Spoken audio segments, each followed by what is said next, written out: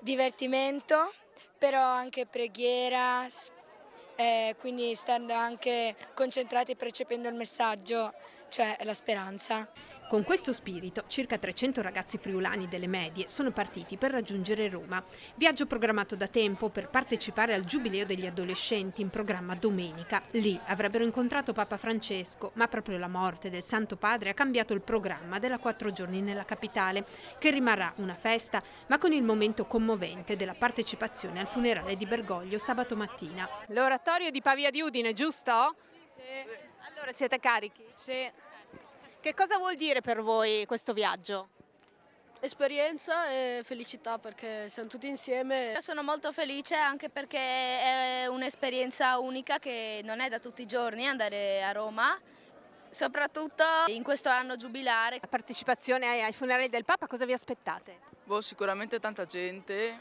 Sì, troppa forse. Peccato che andare a Roma e non vedere il Papa, perché proprio il detto non puoi andare a Roma senza vedere il Papa, noi siamo probabilmente poca della gente che va a Roma senza vederlo. Da tredicesimo. Quanti siete? Siamo una ventina come gruppo, 7 adulti e 13 ragazzi.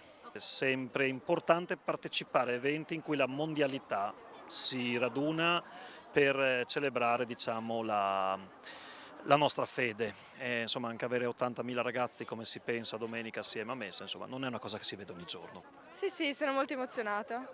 Sono un po' triste perché è morto il Papa, però comunque sarà lo stesso una bella giornata perché c'è il Giubileo. Con i ragazzi friulani ci sarà anche Monsignor Lamba, che sarà tra i vescovi che concelebreranno i funerali del Papa. Ho assistito anche ai funerali di Paolo VI, che ero a Roma all'epoca, di Giovanni Paolo I, Papa Luciani. Quindi sono momenti, guardate, estremamente, non so come dire, emozionanti e significativi, proprio intensi, che non si possono dimenticare.